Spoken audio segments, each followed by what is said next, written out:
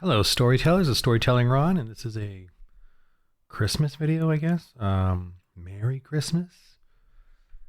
I'm really having a great time this Christmas year. And what's funny is last year, I ordered a bunch of role playing games.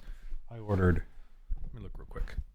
I ordered Vaesen, Conan, Mutant Chronicles, Hellboy, John Carter of Mars, Aliens. I ordered like all the Aliens books over there. I ordered a couple other ones. I think the Morkborg and all that was, and Mothership were kind of in that time frame as well. I had this emptiness, with role-playing games, and so I, bought myself all these for Christmas last year. And obviously I've come to realize role-playing game is my psyche. It's my, the way I look at things, the way I look at the world, the way I interpret the world is through the mechanics of role-playing games. It's what I grew up with. It's what I loved because it helped me to create stories. It helps me, you get it.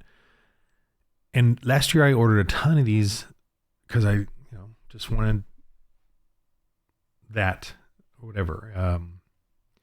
But this year I didn't need to order any of all the new things that are coming out. And that happened over the year. I didn't need to order any, didn't want to order any, don't care anymore. I only was joyful for the Lord RPG because of I can now do role-playing games and everything in it that I want to do. Adventure, monsters, hilarity, treasures, all of that role-playing. I even got to play, which was I'm still high off of that. I got to actually play. One of the other players, Nick, really made a wonderful role-playing game out of For the Lord RPG, his own Ireland setting, and he used my assets, and it was just his own. I could tell he had, he's not an artist, he's not a designer or anything, but he created his own map and it was fun, and it was neat, and he used all my art assets, and he did it in his own way, and he made his own thing, and I was all excited in the game. It was one shot. We had to hurry it up and all that kind of thing. We couldn't savor it. We couldn't take our time, which I really would love to do. I really want to, I'd love to be able to play and savor every moment of being a Christian in a role-playing game. And then, I want to keep talking about that actually, but I want to skip over to, we got to here. I'm just going to show you this image. It's right here on the screen. So I'm looking at it, and it's on the side here. Look at this. We got to. Let me reformat this real quick. Pause. Okay, whatever. We got to play, and they celebrated Christmas. We celebrated Christmas in the role playing game. I feel like that's the first ever role playing game that celebrated Christmas, in the sense that the characters were actual believers, Christians celebrating Christmas. I think this is the first Christmas ever in a role playing game. I don't know. You let me know, but I know there's been role-playing games that had evil Santa. They've always maligned Christmas in that sense. In the games that I've seen, just evil stuff. But this one was just celebrating Christmas. It was wonderful. And, this storylines, they're struggling on a platform, on a planet, and trying to evangelize the galaxy filled with genetically modified humans that all look like aliens based on the atheist one galaxy government empire. And the Christians are slowly coming out and trying to evangelize this pagan land of outer space, of the galaxy. And here they are, the first Christmas ever in the galaxy, I guess. And these togas and this floundering fledgling church had a little Christmas, and they had this little scrap tree put together and lights. And what was really cool, let me skip over. I'm just doing this on the Zoom. So this is the platform they're on, but they go over. Where is it? Come on. Boy, we spend like over an hour. Oh no, they're going to the planet. Okay. We spend like over an hour on this little thing. But over here, they go talk to a witch that they had converted, or sort of not convert, like she didn't convert to Christianity, but she's not an oppressor anymore. She's not a pagan witch priestess drugging the cult, the red cult togas into as their minions, which is what pagans do. They drug, they use manipulation, and they make up their own religion. That's an official pagan thing. Do what you want, make up your own thing, make up your own gods. You can certainly pick and choose gods, whatever, So she's sort of in that gray area right now, and they went and talked to her, and they had a little debate, a little discussion in there, a Christian discussion, and it was cool. And then she came out. She decided to come out and be with them on this, and I'm role playing her, and I don't know what's going to happen. Actually, I'm kind of going through the motions of it with them, and I'm trying to be like a little pagan, and it was a wonderful moment. I feel, at least for me, it was wonderful. It was wonderful, and they gave her a gift. One of the characters pulled out a cross. He just brought it out, just made it, role played it, and she took it. And like, what is I don't. When we create these symbols, these trees or this cross, or when we have our own pagan symbols, she says, I'm paraphrasing here what I said. We use it for power, but you all use it for hope or for giving. And she, pagans don't understand that. Pagans interpret things through power. The prime example I use is leadership. When we say that the man leads the wife, leads the family, pagans get all offended by that, right? They want their whole whatever. Because leadership to them is tyranny. That's leadership to a pagan, to every non-Christian. Leadership is tyranny, and yes, when we follow someone, they are the tyrant, and we worship them. That's what they do. They worship celebrities, they worship their politicians, and they obey lockstep. Democrat Party obeys lockstep. All right, I don't want to get into politics. It's the Christians though that we don't do that, even to our pastor. Even in the New Testament, we don't all just obey we obey Jesus Christ, but we don't obey humans like they're tyrants. Leadership, the definition of leadership to us is to serve. That's our definition. That's a Christian definition of leadership, to serve. So when we say the man leads the wife, to us, it's a beautiful thing. To them, like the way they interpret everything, it's oppressive. Anyway, so and then that's what she sort of in that moment, she's still a pagan, but in that moment she saw that in these people, that they were giving to her, kind to her, caring for each other, and she saw that in that moment, and she just broke down and cried. And that's the way. I role played it that way because I don't know how to role play. I don't know how to role play pagans. I don't know how to role play pagans in a role playing game. And yet that's what came out. So Merry Christmas, everyone. We got a role playing game full of fun, full of action. Now they're going down to the mines on the planet here to try to get some, treasure, wealth for the people to help finance the church. And they're doing a whole full on, no preaching or evangelism down there, just fighting beasts, insectoid vermin that have infested the mines of, this lost planet, this war-torn planet that's a frozen planet. But there are definitely genetically modified beasts living in amongst the mines, underneath. So they're doing an adventurous, exploration at that point, which is, hey, we Christians can have a role-playing game. That, this is my point. We can have a role-playing game where we can adventure and go through little experiences like this. I'm just like, I'm freaking. It's becoming more and more mental for me, that I'm having just not only am I having a blast, but I'm having an emotional experience. I'm having an RPG or a Christian evangelist experience. My psyche is changing. I'm changing my psyche, although I'm not the one evangelizing. Maybe I'm becoming more pagan. I don't know, but I'm becoming more aware of like what the pagans, I'm defining, as a GM, what they're doing. And I did get to play in one. So I was doing little prayers and evangelism. And then even in this one, though, I'll play like the Pastor Scott or, some of the non-player characters that are Christian. So I'll actually do a little prayer or whatever. And I can tell it's actually helping me in my real life and the way I've been praying. Cause I don't like to do the whole prayer at dinner and stuff. I became a Christian when I was 30-ish, no, 40, I think 40, somewhere late 30s or 40. So I'm not into the whole grace at the table thing. My daughters are totally into it. My wife's into it, but I'm not. So anyway, but I'm learning a little now as you role play. When you role play, when you practice what you preach, when you practice, it becomes more and more part of your life. And that's why I have now seen that D&D and all these other role-playing games, they dull our minds. They dull our evangelism. They dull our faith. They make us pagan. They're pretending they're open. They're not religious. They're just a game. Bullcrap.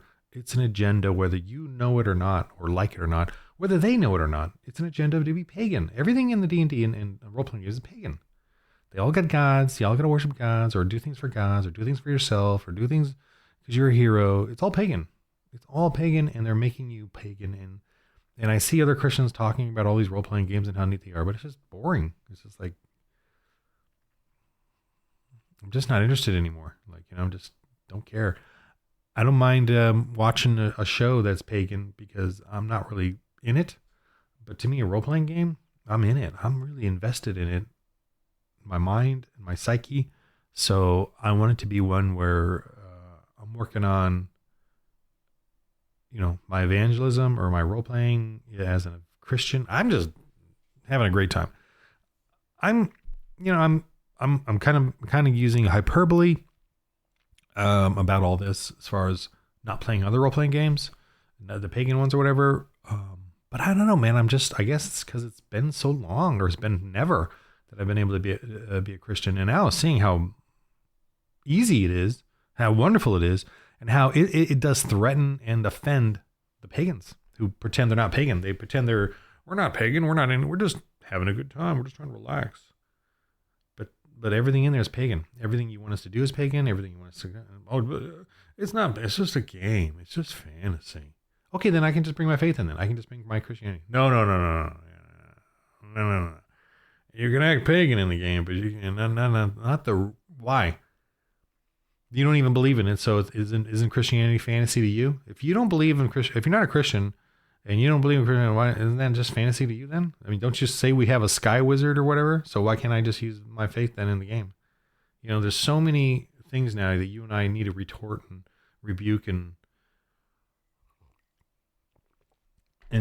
be a little belligerent on, and that's what I've become to realize. I'm going to just be more belligerent about it.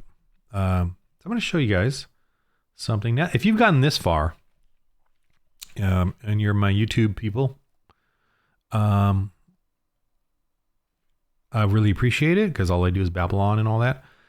Babylon. Merry Christmas. What I'm about to show you, these PDFs and stuff, this is all for you for Christmas. This is all available right now for free on my website. Merry Christmas. I want you guys to have a wonderful time. I want you guys to see this role-playing games. I put a lot into this. They're available right now on storytellingron.com till January 2nd, which is my birthday. But these are all available for free, because I'm just so grateful that I'm able to do these. I'm so grateful that I'm able to play in them. That's all I want to do now. Or GM them and play in them, and I want to build more supplements and settings, because I'm just so joyful and grateful, and I love this. I love this because it's fun. It's just I get my cake, and I get to eat my cake and have it too. I get both. I get to play it. It's a ministry. It's a fellowship. I'm sold on it. So Merry Christmas. This is for you guys, you Christians out there. Please, I really want you guys to download these. Pick a setting. I feel like the Apocalypse one would be the easiest to start up. As far as you don't have to, not much prep. There's a bit of prep, but not much. And then whatever, it's fun. Anyway, but the Dark Ages, is really, if you want to especially get your kids into history and Christian missionary history, the Dark Ages one. And the Christian Space one is the one that's a little more you're going to get some dedicated people who really want to do a long campaign with that one. I'm so free on my website now. There might be, I've proofread and polished over and over and over and over and over and over I'm a little brain dead on it now. Every time I try to do it now, I can't. So there might be some, I'm trying to make the rules consistent through all three, which is I did this kind of wrong, did it backwards, but I don't care. I was still enjoying it. But so there might be slight inconsistencies from the rules, but there shouldn't be, and it should be pretty easy enough to just, each one still has the game, and it's the same game system no matter whatever you're looking at. I mean, the only thing is one has swords, one has flamethrowers, or one has laser guns, that kind of thing. It kind of goes up that way. The Apocalypse one has the vehicles, and then the Christian Space has the space ships. So it kind of goes that way. Most of the Apocalypse technology or Christian's sci-fi technology is accessible in the APOC one, but it's all, ancient, ruined, hidden away, under the wastelands. The tokens I'm working on right now to make fully available on the website as well. At least the Dark Ages one, the sci-fi one. The APOC and the sci-fi are all together because it's very similar. I don't know how I'm gonna do that yet, but all this artwork is available on the website as far as being tokens for VTTs, virtual tabletops, digital, and then also as printables. So you could print them out and cut them out and have your kids cut them out or whatever, and you can make little miniatures. So that's all. I'm actually getting that put together right now is available. I just want you guys to have some. I really want this to spread. I want you all to in your youth ministry, your youth groups, your family, your kids. I want to, I'm a Christian, and making something like this where it's evangelism I'm getting kind of resistance everywhere. I'm getting mocked and scoffed. I can't like join this with other role-playing game YouTubers or you know what I mean? It's too offensive to them. They can't do it. That's interesting in and of itself. I can't like go to other big RPG YouTubers or even average ones or even ones that are in my same subscription and say, hey, I want to cross promote this or something. I can't because, one, I can't promote theirs, and then they can't promote this because this draws the line, and so I decided, so I'm realizing this as I'm going along. And, I'm not going to promote Castles and Crusades. I find it intriguing and interesting, but I'm not going to promote it because it's pagan. The whole thing's pagan. So why would I do that? And ergo, they can't promote this game. So I'm not saying, that's good or bad. I'm saying I got to get this out there for free for you guys. And if any of you want to steal this idea, please, as a Christian, please do, because there's not enough of us. There's a few other Christian games out there, role-playing games, but I don't know much about them, or I'm not getting the whole evangelism part of it, the missionary part of it out of it from what I've seen. And then, which is my take on this. And then although I do want to figure out a way to reach out to other Christian role-playing gamers and see if, we can create some sort of cross promotion market there. Cause that's what the pagans do. So I think we Christians need to do that too. And I'm kind of going to look at that in the new year. What was the other thing I was saying? I just going to say a whole bunch of stuff. I can't cross promote. Yeah. Anyway. Okay. So let me just show you then a little bit about this because I'm just excited about it. So this is let me see if I can reformat this real quick. Okay. Let me go back up to this. So this is For the Lord, the Dark Ages. The game, I've gone through this many times. Got the setting there. You got making the characters. There's the character sheet, nice and simple. You got the 6, ability scores, which is traits. They go from +4 to -2 when you start out. Whatever your spirit is, like wisdom, is your faith points, which you can spend on your blessings. So like a bless or a heal. If let's say you have 4 spirit, so 4 faith points. So if you'd want to do a heal, you could do, if you spend 1, it's a D4 to heal. If you spend 2, it's a D6 to heal. If you spend 3 of your faith points, it's a D8 to heal. Same with bless. If you want to bless someone, give them a D4 die bonus. It's 1 faith point. If you want to give them 2, it's D6. That's basically how the blessings work. They kind of give you die bonuses, die ranks there, D4, D6, D8, D10, D12, to other people, whether it's to bless them, heal them, penalize them, give them pain, the different blessings. And then there's black magic, pagan magic, so they can do that kind of stuff to you. And I try to connect it with reality. Like when they do their black magic, like poison magic on you, they're actually puffing poison at you and they're saying foul words, demonic words, and that thing.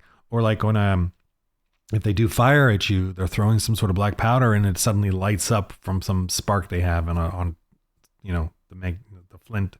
So I try to like connect it with real, like when if they empower one of their warriors to become stronger, you see they're giving them a drug or something. You know what I mean? That's how I do sort of the magics in this. And the reason I'm doing it that way is because I want us to see what pagans really are all about. They are about drugs. They are about pageantry. They are about effects and faking you out. And I don't disregard that there is also demonic, possession and magic that you can. So it's like 50%, 50. Part of it is their evil drugs, and then the other part is the evil spirit within them and the magic and stuff. So you as a GM can extrapolate that out however you want. I'm not against magic. To me it's evil. You can have a good magician, but they're going to be, that should be a really experienced player who wants to delve into that and who's converted to Christianity and has this magic and knows what it's all about. So I'm not, that doesn't bother me, but I'm just enjoying the way I'm doing it right now. And in the Apocalypse and Christians in Space, you're much more open to doing crazier stuff. So here in the Dark Ages, I just got the basic equipment. There's that they can use weapons, armor, and then the different kits or different items. And then they really use their items. They really use their items in this game. I really like the nun on the last game I was a player. She used her blanket to cover the serpent. She used a rope. She used her cooking gear. She used I used the salt. I had a sack of salt. I didn't use my leather tools. What else? Traversing gear was recently used to get some people, down a big tunnel, whatever. Look, here's the combat rules right here, and I barely use them. I kind of just know what they need to do, and actually, it's not even this part. This part is really important in the game. Denouement is trying to get them to surrender, so you can not kill them, and you can start doing evangelism on them. And the goal really isn't to necessarily convert them. The goal is to get them to subdue evil, so that you can plant a church and then let the ministry go and do their church thing, and then you go on to the next adventure. The next evil plot that's oppressing people in the area. The characters do. So this is, and there's no initiative roll. I like initiative roll. I do. It's certainly a fun thing. But here, the GM kind of just decides based on, and quickly, and if someone is excited and wants to go, I let them go, the players. And each player gets one action and one maneuver each turn. And the one action represents 5 attacks or 3 attacks, because they'll have extra die bonuses, like an extra D4, an extra D6 to their attack. Their weapon can be their sword can be a D6 damage, or maybe they improved it to a D8, or maybe they improved it to a D10. What that refers to is, having multiple attacks, but they only get one roll, so that everyone quickly moves along. There's a couple of free action for basically like a crocodile's tail will have a free action, free reaction if someone is back there. So you kind of allow some of the beasts to have a secondary attack, if they're being attacked from the rear or whatever. But as far as the characters, they're free action. If they do a free action, then that's generally what they do that turn. However, I will allow the clerics to do their, and the nuns to do their blessings and an action, because their blessings are really more about talking, out loud during during the round. So I'm very loosey-goosey with all of that. And it's fun. It's fun to be loosey-goosey with it all. And, favor the characters. It's fun. It's fun. Game mechanics. Here's pretty much all the game rules, kind of the basic game rules. I think there might be another half page, but this is it. I've been GMing for 40 plus years. But as far as the basics of the game, the rules, this is all you need. I mean, there's a little more. There's the pain and stuff here. Obviously how the blessings work. But it's what I explained was kind of it. You spend a faith point and you can heal for D4. You can spend 2 faith points. You can heal for D6. That's the deliverance.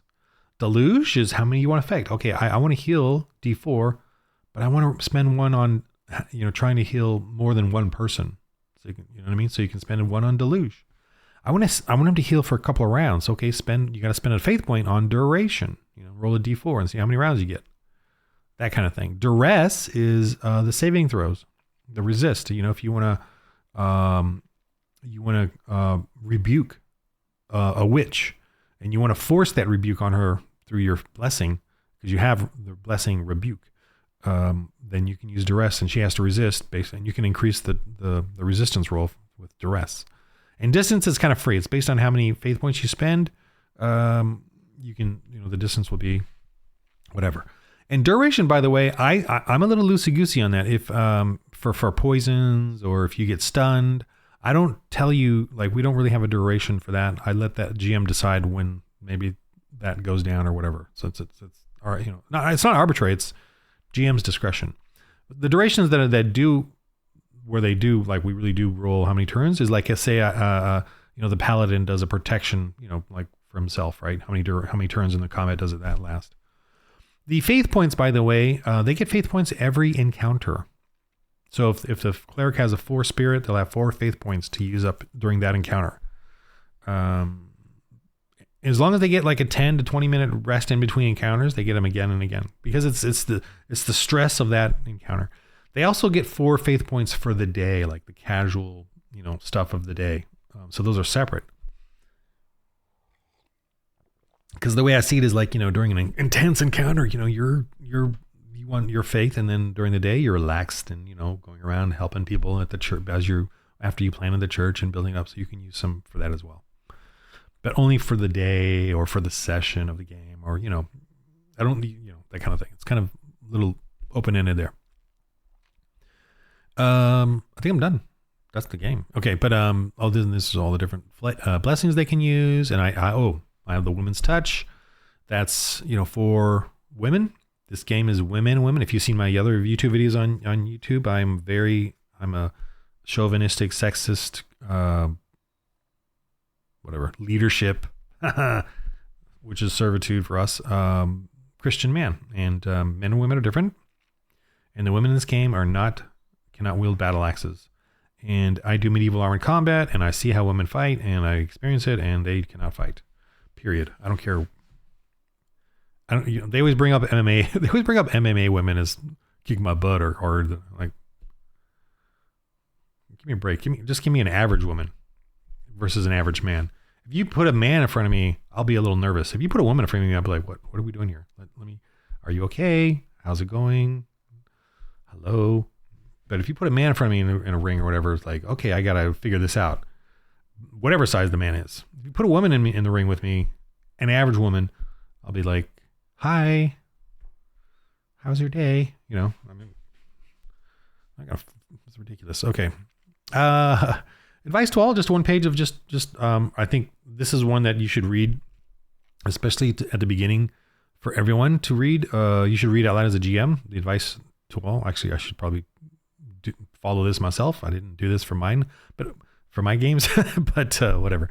But no, this is important. I did do this for the actors because I knew they were all new and beginners. When I did the actors in the series, and that was really I really had a great time with that because none of them knew how to play role playing games. So I read this to them. For the campaign I'm doing now, Cruise of Space, I never did that. I probably should stop and read this to them, just to make them all aware of what's going on. But they're all kind of know that now. They're all kind of are doing it, so I'm not that worried. Okay, glory points. Oh, there's another one here. Glory points, and this is, by the way, for Dark Ages, for the Apocalypse, Cruise of Space, all kind of the same stuff. The Pop Clips and the Cruisers in Space one, they have more rules for vehicle combat and spaceship combat, but I tie it into the humans, so it's all on the same scale. But anyway, glory points is you get like 1 for showing up to the game, and then you get 1 for beating your, an impressive encounter. You get 1 for that, and you don't have to kill them, right? You can convert them, you can get them to run away, whatever it is. If you kind of overcome it and succeed, you get a glory point. And then if you plant a church, you get a glory point. If you support the church and hang out there and do some, if you convert someone, something, every little kind of neat encounter that has garnered something for the characters, you get a glory point. And then you spend the glory points on different things to upgrade them. So there's no levels. There's no limit in this game. You're not going to reach 6th or 7th level and be like, turn stupid. The game just turns stupid. Or you're not going to hit like 10th level and you're done. There's no levels.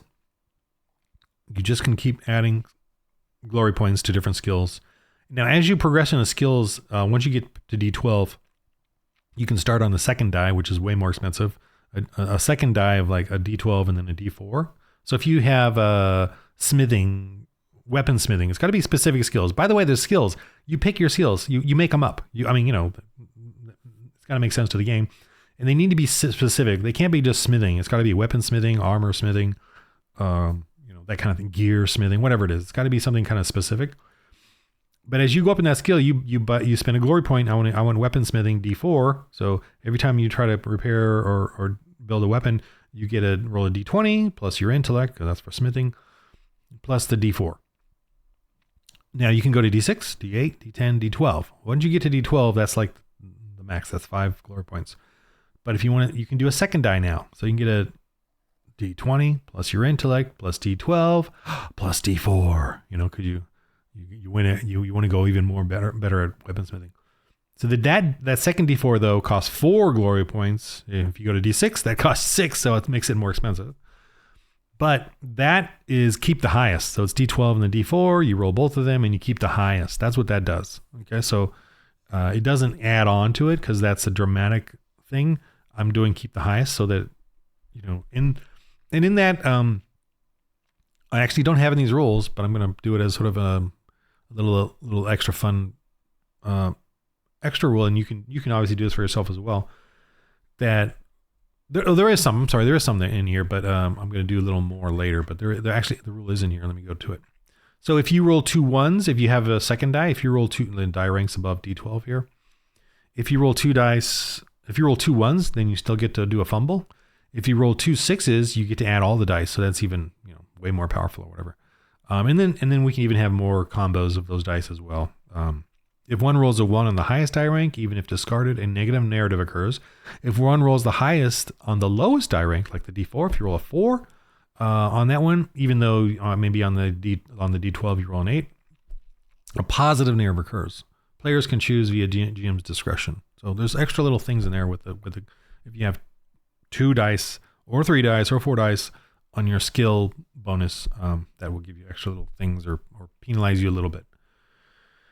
Okay, that was going into the weeds there, but that's like the most weeds of this game. And then I got a really cool chart here of you can do for Dark Ages setting names. I'm gonna do one right now just for fun. I'll use the first chart. 16. Pat. 13. Patil. So you can have Patil as like or you can have Pat as just like a regular character. Patil is like maybe a local town's person, scryer, or smith or whatever. And then 2. Patilsto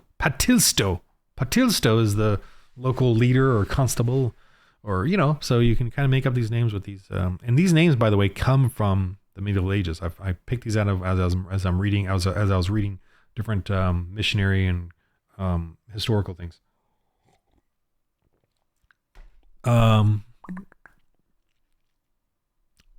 I talk about paganism. I talk about their 10 commandments. Any god but God, many idols and stories, blaspheming and sacrilege.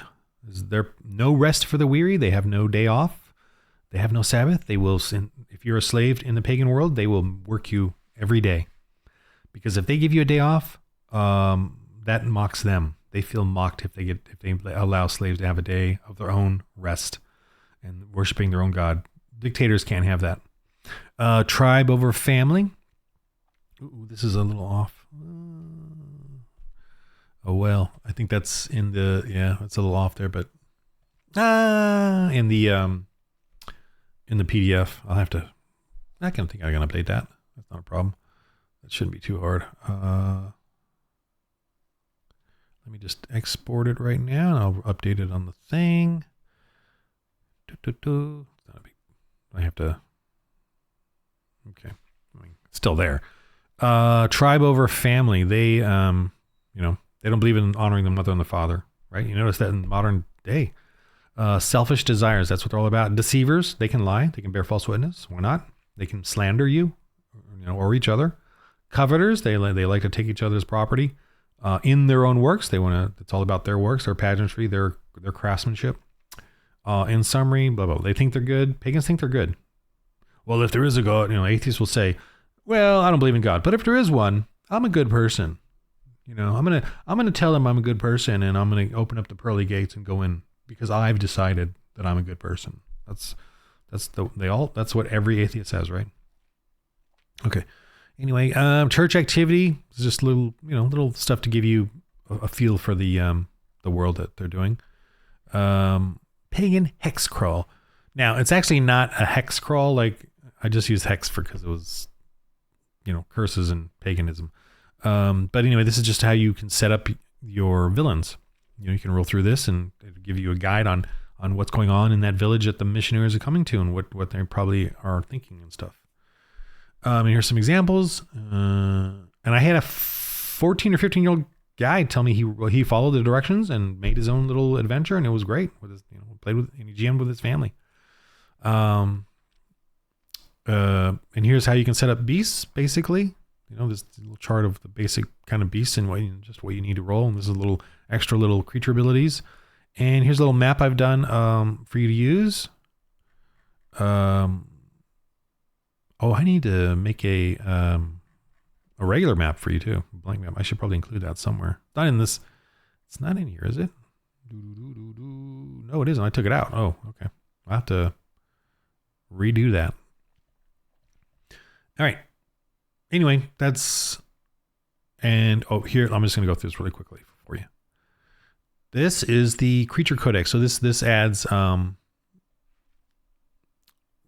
of repeats some of the stuff at the beginning here just as a reference. And then, there's the same map. And then there's got just a ton of creatures for you. Okay. It's medieval and prehistory, prehistorical, which I'm a creation science guy. Evolution is a load of crap. And I've got all kinds of prehistoric creatures in here. We got dragons, and giant beasts, prehistoric-y. And we even have like sort of demonic possessed feral things, giant spiders. Why not? And of course you got plenty of pagans. And I just came up with like troll guards, forest nymphs and trolls, and witches, werewolfy types, wood elf, forest folk, skull cult. Okay. Giants, and then some ideas on how to use the different little map pieces for traps and shrines. So that's the creature one. Here's the apocalypse one. This is free for now. Merry Christmas. It's on my site. I want people to be able to experience this wonderful. I'm going to stop here, but this is just this wonderful. Oh my gosh. I'm just enjoying myself so much thoroughly. I'm not a stupid pagan playing a stupid pagan game, acting like a stupid pagan. I'm sorry. I don't know if I'm demeaning or not, but I probably am. But I'm already offensive. I'm already offensive. We are, as Christians, we are already offensive to them. And we're not allowed to bring our faith into the game, even though they all do.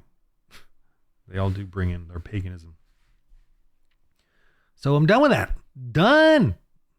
And I'm looking for grand ministers to GM these and players and start your own groups, please, locally. I will be having, I've already done some print. Let's see, which one is the print? I've done some print runs now that I like and really affordable for me. And I'm going to, it's going to be available on my website in the new year. Once I kind of get that all figured out, and I'm just going to keep going. This is just a lot of fun. So remember, these are free for Christmas on my website. Thank you for listening and watching. I got some stuff to do because it's Christmas. All right. Merry Christmas, everybody.